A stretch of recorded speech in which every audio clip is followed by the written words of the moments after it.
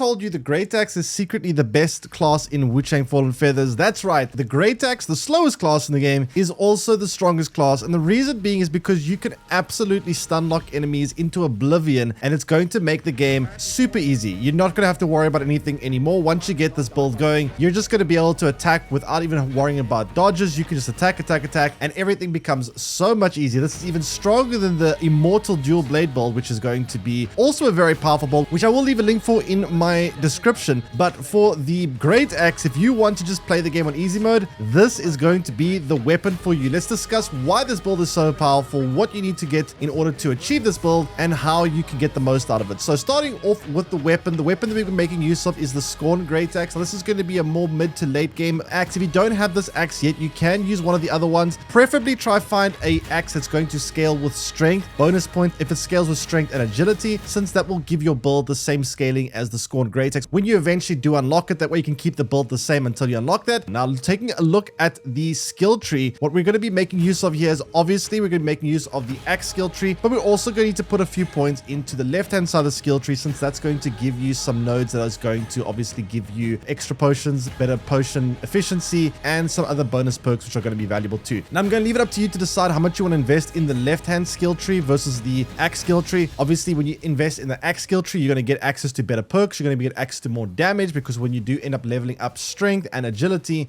you are going to level up the axe's overall power. Now, it's important to note, since this is scaling of strength 5 and agility 1, you're not going to get that much extra power when you level up agility, but you're going to get significantly more power when you level up strength. So ideally prioritize strength nodes over agility nodes, but if agility nodes are convenient, if they're there, you can also pick them up while you do end up seeing them. Now, it's also important to note that this weapon is going to focus very little on dodging. You're going to have to get comfortable face tanking enemies, and obviously if you face tank enemies, you're probably going to need a little bit of healing. So you're probably going to also want to make sure you upgrade those mana flasks, since you are going to be, for the most part, face tanking enemies. Now, that probably doesn't sound appealing to you when you first hear that out. Face tanking sounds like you're going to die a lot. However, this Greataxe is going to come with some nice deflection bonuses. So when you do end up attacking, you are going to deflect enemies' attacks, and you're going to stun lock enemies to the point where honestly they're not going to be able to attack back a whole lot. So you're going to be able to do big amounts of poise damage to the point where enemies just aren't going to be attacking you that much, which is what makes this build so powerful. Let's talk about the axe class. I'm going to go through all the skill points on the axe class first. So starting at the first perk, we're going to have Thunderous Cleave, and this is going to be the 4th attack of the axe attack combo, is going to grant 3 stacks of Skyborn Might if it hits an enemy. Now, that's a lot of Skyborn Might for one hit. However, it's only going to be achieved if you can pull off the 3rd attack of the Greataxe. Now, that sounds like a little bit difficult, because obviously 3 attacks of the Greataxe is going to take a while since the weapon is so slow, but considering how this build works, it's actually not going to be that difficult to achieve the 3rd hit of the combo, since you're going to be able to stun enemies and kind of keep them in place anyway. Now, Skyborn Might, for those who don't know what Skyborn Might is, Skyborn Might is basically this game's version of mana, and when you do end up getting Skyborn Might, you are going to be able to cast spells depending how much Skyborn Might you have and depending on the spell cost, and you're also going to be able to use your disciplines, which are typically going to have bonus abilities or extra effects if you have Skyborn Might to go with them. Now, you're going to move up the skill tree, pick up the strength node obviously, and then you're going to move on to the Titan node, and this is going to be the 3rd attack of the light combo, is going to restore some stamina. Since the attacks are going to be very, very heavy, you're going to run out of stamina quite quickly with this weapon. So anything that can increase your stamina is going to be very valuable, and there is also going to be some pendants that are going to give you some extra stamina, because stamina is going to be one of the big limiting factors of this build, so to speak. So obviously you're going to want to pick that perk up, and also make sure you pick up some endurance nodes on the way, because endurance nodes are obviously going to give you extra stamina. Speaking of extra endurance, there is going to be an endurance node right on the right of this one, and that's going to give you +5 levels of endurance. If you don't know already, there are going to be some perk slots that are going to be kind of bigger than the other nodes, and these are going to give you +5 stats rather than just +1, but they're still going to only cost 1 red mercury essence, so pick those up when possible, since they are very cheap. On the left of it, you're also going to see a vitality one. That's also, you should pick that one up too, because you're going to get 5 points as well for the price of 1, so obviously pick that up. Then there's going to be some abilities you want to pick up here. Now, you're going to want to pick up the Shudder and Crash ability as well. This is going to be, you can consume 1 stack of Skyborn Might to quickly strike with a heavy charge attack. So typically heavy charge attacks are going to be fairly slow. This happens, pretty much every weapon has this perk,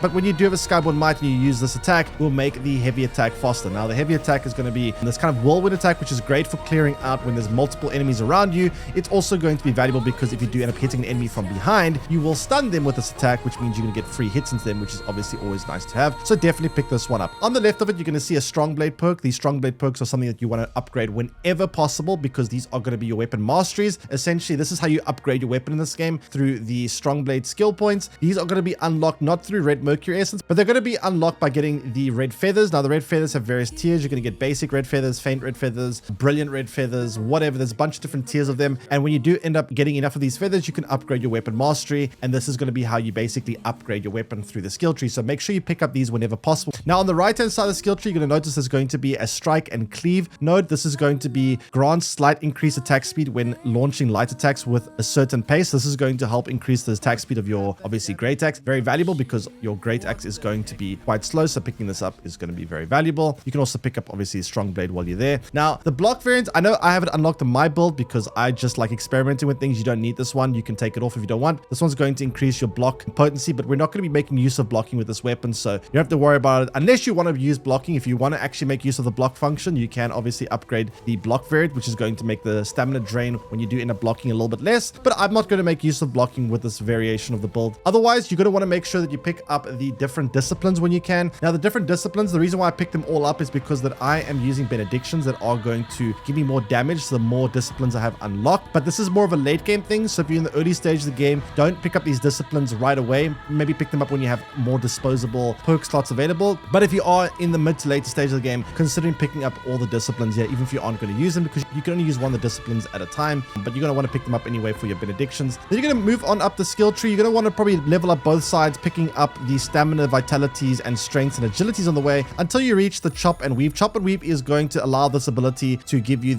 a third attack of a light attack combo is going to gain clash. Now what clash essentially does is when you end up attacking and an enemy ends up attacking you and your attacks hit at the same time, you will deflect some of the damage, so you won't take the full damage, and you will also not get stunned if the attack otherwise would have stunned you, so you can just kind of keep going. This is very valuable because it's going to allow you to face tank enemies, and this is going to just make sure that you can pull off those later attack combos, since you're only going to get the benefits of the extra stamina and the Skyborn Might once you end up pulling off the third attack of this attack combo. So you really want to make sure that you end up pulling off at least the third attack. Then you're going to want to level up a little bit to the left here until you pick up the next strong blade skill node. That one is going to obviously be a weapon mastery, so definitely pick that one up. And then you're also going to want to level up to get the perk Axe and Hook. And what Axe and Hook is going to be is charge heavy attacks with the axe is going to gain clash. When you do end up doing the heavy attacks with the axe, you'll also gain clash there. And the reason why clash is so valuable is, like I said, it's going to allow you to essentially face tank enemies. You're not going to have to worry about dodging. You can just keep attacking, keep the pressure going, and that is going to be very valuable with this build, and clash is going to help out a lot there. Then you're going to want to move on up all the way to the top of this node until you get to the last strong blade or otherwise weapon mastery. You're also going to want to make sure you pick up both of these large strength nodes up on the top left and top right of the tree, since those are both going to give you +5, and it is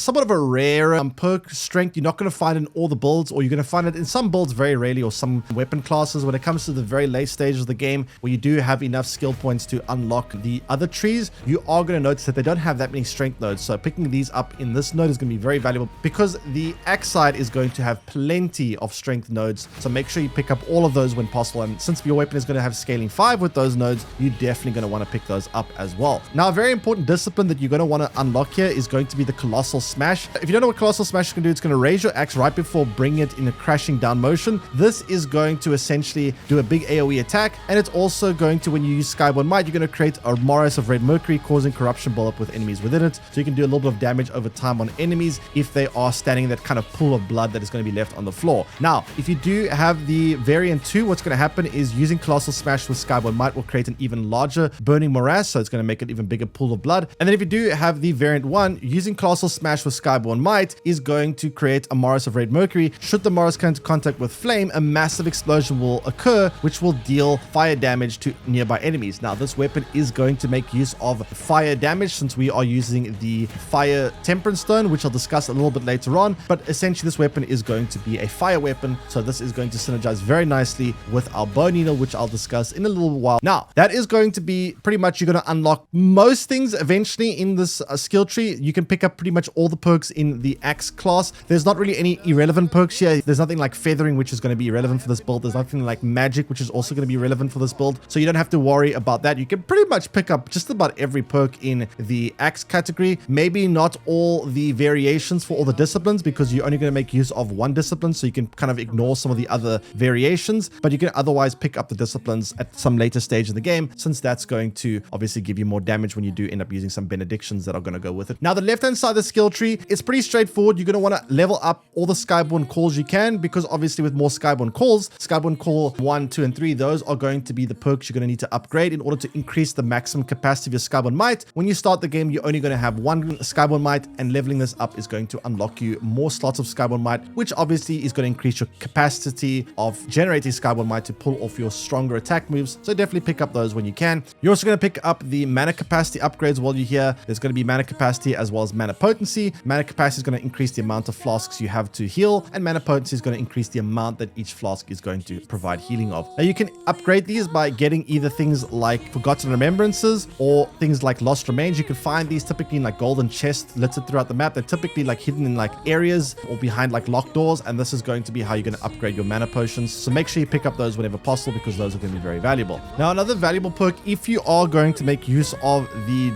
blocking with this weapon. Now I'm personally not using the blocking with this weapon, but if you want to make use of blocking, if you like to parry, then you're going to want to pick up the Steel Resolve. What Steel Resolve is going to do is, while 50% madness, you're going to gain 1 stack of Skyborn Might upon deflecting enemy attacks or blocking enemy attacks essentially, and that is going to be quite valuable because obviously if you're blocking constantly, getting more Skyborn Might is going to be nice, but that's only if you want to play the block variation. Otherwise you can ignore this one if you need to. Then you're going to want to move a little bit more to the left up until you reach Energetic. Energetic is going to be, you recover a small amount of stamina upon gaining Skyborn Might, and since you are going to be gaining big amounts of Skyborn Might when you do pull off your third attack, this is going to help make sure that you get enough stamina to keep your attacks going. So definitely pick that one up. You're also going to want to level this up all the way to Rapid Temperance, because what Rapid Temperance does as well, 50% madness or above, it's going to accelerate the effects of your weapon, enhancing them faster than usual. So in other words, when you use Temperance, you're going to be able to apply the Temperance to your weapon quicker, which means you're not going to have to worry too much about, equipping the fire upgrade to the weapon, because it's going to be a lot faster to cast. This is a nice to have. It's not crucial to have this. You can always put these on before you end up going to the battle anyway, so it's not like a must have, but it is a nice to have. It makes life a lot more convenient for you, because sometimes if you do end up wasting too much time applying the Temperance, you might get hit, knocked down, and that could be quite bad for you. Otherwise, you can move on further to the left, and you're going to be able to find these perks such as the Alteration, and Alteration is going to unlock more Acupoint slots in your Temperance. Definitely pick that one up. It's going to allow you to get more damage from your weapon when we talk about the Temperances. And then you're also going to want to pick up the Temper perk, which is going to give you more temper charges. This weapon is going to perform a lot better while it's on fire, so making more use of Temperance is going to be very valuable, so pick that up whenever you can. Then you can move on a little bit further to left to unlock Skyborn Call 2, which is going to give you more maximum capacity of Skyborn Might. And then you're going to also want to pick up the extra Temper perk on the left-hand side here as well. That's going to give you more charges for your Temperance, which again, very valuable. Pick up some more mana capacities if you reach this stage. If you can, if you have enough to upgrade these. Move on further to the left to unlock Skyborn Call 3. That's going to give you even more Skyborn Might capacity. Definitely pick that up. Go all the way down to Alteration again, which is going to give you more Acupoint slots on your Temperance, which we'll discuss later on. And then level up all the way to the left here to unlock the last mana potency and last mana capacity upgrades when possible. And also, if you can, this one is going to come very late in the game, but you can pick up the last Alteration if you've managed to defeat all the bosses needed to obtain this. And this one is going to give you the last slot of your Acupoints, which is going to be quite valuable when possible. That's very late game though, so don't worry about that too early on. Now again, this is up to you to decide how much you want to level up between your axe class as well as the left hand side of the class. This is going to be a little bit personal preference depending how much you feel like you need more survivability versus if you want to do more damage with the axe. If you do find yourself in a position where you've actually leveled up enough that you've kind of maxed out the axe class and you've also maxed out the far left hand side of the skill node, I would move down to the longsword category, because the longsword is going to have quite a few strength nodes as well, and those are going to be very valuable because you're not going to find strength nodes in other skill trees. So when you do end up reaching the point where you don't know what other class to invest in, go for the longsword. It has a lot of strength icons. Pick those up when possible. If you actually make it to this point where you've pretty much leveled up most of the longsword tree as well, you can move on down to the spear class. That is going to also have quite a few strength icons you can pick up there. Ignore all the feathering and ignore anything that has to do with damage obviously, but focus mostly on the strength and maybe a little bit into agility. And then from there onwards, there's not going to find much in the one-handed sword. And if you really reach the very late stage of the game, I think there is a few strength nodes in the dual blade side, so you can pick up a few from there. Anyway, now let's talk about the Temperance. We discussed this a little bit earlier on. Now the Temperance you're going to make use of, or the bone needle you're going to make use of, is going to be the fire bone needle. Now the way you equip these needles is going to be through your item slots. It's basically like any equipable item. You'll see kind of like an icon that looks like a weird tree-like arm. You're going to equip that, and when you do end up pressing square, whatever the button is to use a throwable, you will set your weapon on fire, and that's going to be very valuable because when this weapon does end up being on fire, it's going to do a whole lot more damage, and it's going to obviously set enemies on fire, which is going to give you damage over time. So definitely make sure you put that bone needle on, and this weapon's effect is also going to enhance the ability of fire damage, so you're definitely going to want to make make sure you have that whenever possible. Then moving on now to the Acupoint slots, one of the ones you're going to want to have if you've unlocked it is going to be the Gleaning Stone Needle of Strength. This is going to be able to moderately increase your strength with controlled weapon. Obviously, considering this weapon is going to be all about strength and agility, having this one is going to be valuable. If you don't have this one, you could put on the Shadow Stone Needle of Agility, which is going to slightly increase the ability of your weapon's agility control, or you can put on the Shadow Stone Needle of Strength, which is going to slightly increase the strength control of the weapon. Those are obviously a little bit of downgrades compared to the moderate increase, but they're obviously still valuable, and you should put those on if you have either one of them. Then the other Acupoint slot, you're going to want to put on the Gleaning Stone Needle of Agility, which is going to moderately increase the agility control of the weapon, and that is obviously going to be helping the weapon scaling, since weapon is going to scale a little bit with agility. That one is going to give you more damage. I actually checked to see what was more valuable, putting on a small stone of strength versus putting on a medium stone of agility, and it seems putting on a medium stone of agility is still better than putting on a small stone of strength. So make sure you put that one on if you have it, since it's going to give you a bit more damage. Even though that this weapon is going to scale up more with strength, it seems like the medium stone is far more valuable than the small stone. Then you're going to want to also make sure you put on the Acupoint slot, which is going to be the Plume Stone Needle of Temper, and this is going to allow you to increase the power gain from Temperance. That's going to make you do more fire damage, of course. And the last one you're going to want to put on, if you do have it, is going to be the Stone Needle of Continuity, which is going to increase the duration of your Temperance, because obviously that is going to be just quite nice to have, since longer Temperance means you can sustain your damage for a longer period of time,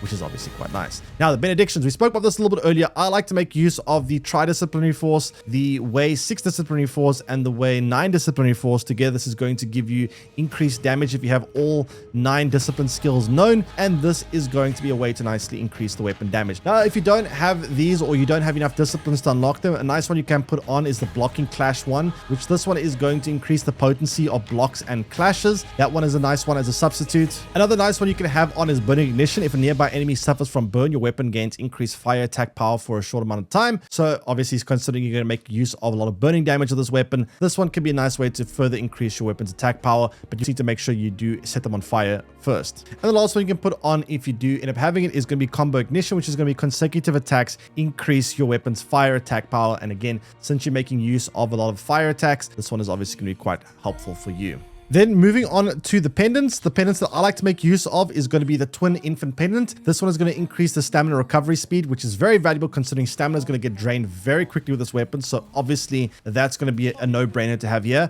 I also like to make use of the Peace Pendant, which is going to increase your weapon's blunt attack power. And since this is going to be a Greataxe, blunt power is going to obviously increase our damage a little bit further. And the last one I like to make use of is going to be the Dragonfish Pendant, which is going to increase your maximum stamina. And since we are going to somewhat have a limitation on stamina, that's going to be quite nice. Now, in terms of spells, you're not really going to use spells that much. I think the weapon's disciplines are actually very powerful, so you're probably going to spend most of your Skyboard Might into that. However, if you do have it, it's going to be only unlocked in the later stages of the game. You can put on something like the Echo of Bomagus, which is going to allow you to kind of like a protective bubble around you, which is going to help protect you. This one is a very nice spell to have, but for the most part, you don't need this. It's not going to be crucial for this build, but it is nice to have potentially in some scenarios, so you can put that on when you do end up unlocking it. Otherwise, I wouldn't worry too much about the spell damage here. It's not super important. Overall, the Greataxe, I think, is probably the best class in the entire game. Yes, I know that sounds like a crazy statement to make. Usually heavy weapons aren't typically the best class in the game, but in this game, the ability to stun enemies is absolutely insane. I mean, I was using dual blades, a very powerful dual blade class, which I was able to breeze through every boss in the game with pretty much, except for one boss, which I won't spoil, which I just couldn't do with the dual blades. I switched to this Greataxe build, and I could deal with that boss on my first try very easily. And I've been using this Greataxe ever since, and pretty much every single boss I've encountered has gone down in seconds. I'm not even kidding. Bosses, this weapon does so much damage that most bosses I've ever come across literally just go down, and I don't think a single boss fight ever since I've started using this weapon has lasted longer than 30 seconds. It's absolutely insane. So if you do want a very powerful build, this is definitely going to be the build for you. The nice thing about this build is, like I said, you are going to do a lot of poise damage. You're going to do a lot of stunning, which means when you attack enemies, they are going to get stunned. They're not going to be able to attack back as often. You're going to be able to disrupt their combos. You're going to be able to pull off your own combos more frequently, and And if they do end up attacking you, you're going to be able to deflect a lot of their attacks, which is going to mean that you aren't going to take as much damage. You are obviously going to have to watch out for your stamina bar. You're going to have to watch out for your health bar. Sometimes you are going to have to kind of just dip out of combat to heal up, regenerate some stamina, and then just go back in and finish them off. Also, make sure you are using your disciplines. Make sure you're using your heavy attack when possible. Just keep using that Skyborn Might, because this weapon's disciplines and the weapon's ability itself is going to be very powerful. It is going to be a very effective weapon to make use of. Speaking of this weapon's attack power, this weapon does come with its own unique attack, which is going to be the Combustion Cleaver. When you do end up pressing L1, it takes 3 Skyborn Might to make use of. It's going to kind of make a fiery explosion when you do use it, and it's going to be able to knock enemies down and do a big amount of damage. It's a very nice weapon skill to make use of. So whenever you don't want to use your Colossal Smash for whatever reason, Colossal Smash is obviously going to be a bit cheaper and it takes 2 Skyborn Might, but the Combustion Cleaver is going to take 3. But considering you are going to be able to get 3 Skyborn Might when you do end up doing your third attack of this weapon, you are going to be able to generate enough Skyborn Might to do the Combustion Cleaver anyway. So that's going to be very convenient to make use of there. Make sure you're using this weapon's disciplines. It's very, very powerful. And also use the heavy attacks every now and then. You might be able to get a free stun on a boss or something, which can be quite nice too. Overall, like I said, this weapon class is very powerful, very underlooked. I think people kind of focus a lot on the longsword and maybe the dual blades, but I think the Greataxe is actually secretly the best class in the entire game. Anyway, I hope you guys enjoyed the video. If you did, don't forget to like and subscribe. Let me know in the comment section below. What's your favorite class in Wuchang Fallen Feathers? I would love to find out. And which class would you like to see me cover next time? And I'll see you guys again next time. Take care, everyone, and bye-bye.